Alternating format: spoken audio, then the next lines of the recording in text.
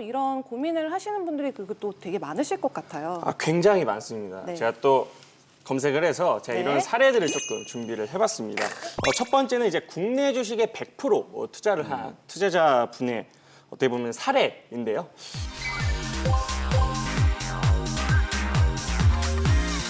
이건 어때요? 이분의 현재 수익률을 보면 놀라지 마십시오. 마이너스 37%. 그거 보세요, 정말요? 대표님.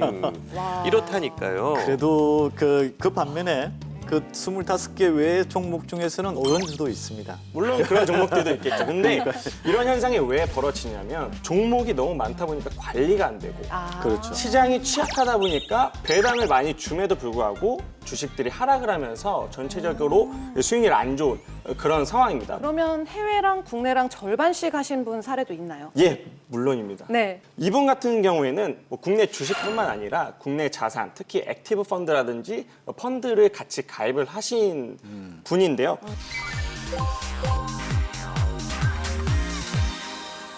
이분의 수익률은 현재 4.5% 정도 됩니다. 국내 증시가 흔들려도 환율이 상승하는 부분과 미국 주식은 계속해서 올라가고 있잖아요.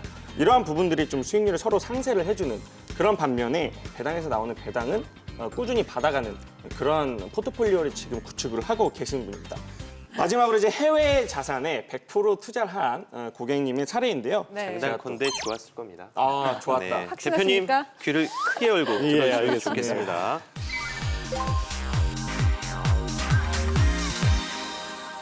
이분 같은 경우에는 그렇게 ETF 자체는 많이 오르진 않았어요. 환율이 5% 정도 오르면서 전체적으로 8% 정도 수익률을 기록을 했습니다. 앞서도 말씀하셨지만은 그 세 번째 8% 수익률을 낸 그 분의 입장에서는 환율의 변동이 자기인데 유리한 쪽으로 움직였기 때문에 맞습니다. 8%가 되는 거예요. 네. 자기인데 불리한 쪽으로 움직였을 경우는 마이너스 효과도 가질 수 있습니다. 해외 투자한 주가나 ETF 가격은 올랐음에도 불구하고 원화가 강세가 됨으로 해서 오히려 손실을 볼 수 있죠. 그래서 제가 50대 50을 주장하는 겁니다. 저는 100% 동의하지 않습니다. 왜냐하면 환율이 떨어질 수가 있다라는 리스크를 말씀하셨지만 환율이 떨어진다, 즉 원화 가치가 올라간다는 거는 국가 경쟁력이 그만큼 좋아져야 되는데 지금 우리나라 시장 상황을 봤을 때 우리나라 경쟁력이 수출이 증대되고 지표들이 잘 나와서 환율이 떨어질 것이다라고 생각하기에는 상당히 어려운 상황이기 때문에 그 리스크를 기회로 그래서 환차익을 노리는 해외 투자로 가야 된다라고 저는 생각하고 있습니다. 그런데요. 8% 아까 말씀을 하셨는데 네.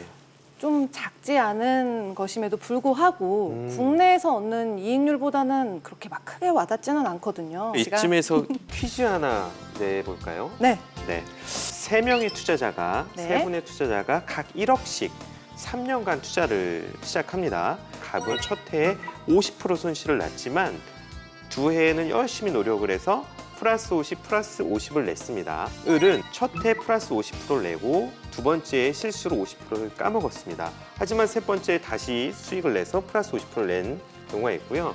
병은 첫 해에 50% 수익을 내고 둘째에도 50% 수익을 내고 하지만 마지막 해에 운이 안 좋아서 마이너스 50% 손실을 낸 거죠. 어떤 분이 가장 큰 수익을 냈고 어떤 분이 가장 적은 수익을 냈을까요?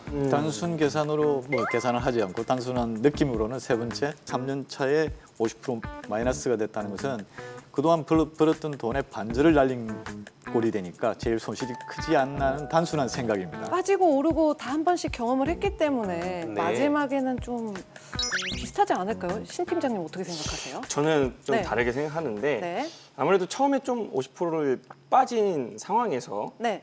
뒤에 50%씩 수익을 두 번 냈잖아요. 네. 갑이 좀 가장 높은 수익을 내지 않았을까 생각합니다. 헷갈리는데요. 네, 계산기를 좀 갖다 드리고 싶은데 세 분 다 정확히 12.5%의 수익을 납니다. 하지만 제가 말씀드리고 싶은 건 12.5%의 수익이 아니고 가불병 이외 정이라는 친구는 우량한 채권의 4%짜리 채권을 3년간 투자를 했습니다. 결과가 같다는 걸 알 수 있을 거고요. 하지만 틀린 점은 크게 두 개가 있습니다.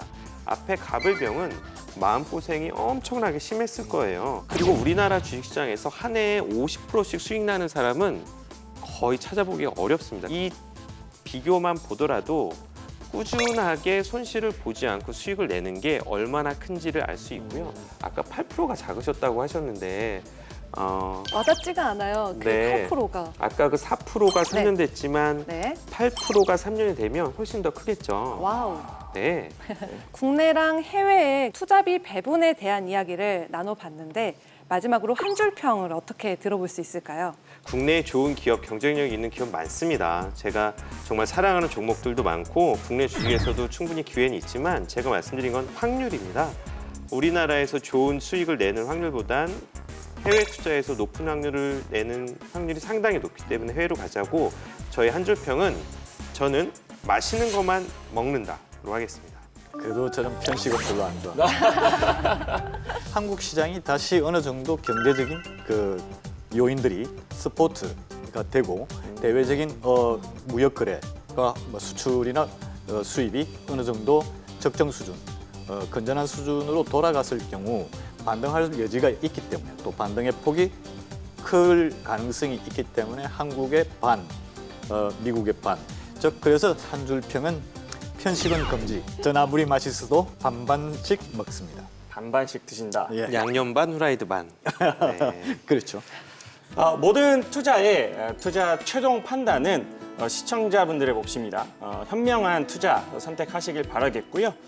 해외 투자에 대해서 좀 더 알고 싶다, 좀 더 정보를 얻고 싶다 하고 생각하시는 분들은 카카오톡 플러스 친구에서 필살기 해외 투자를 검색해 주셔서 저희에게 연락 주시면 저희가 보다 자세하고 정확한 정보를 알려드리도록 하겠습니다. 연락 주세요. 그리고 오늘 방송은 유튜브에서도 보실 수 있는데요. 검색창에 SBS CNBC 증권을 검색하시면 언제든지 다시 만나보실 수 있으니까요. 많은 시청 부탁드리겠습니다.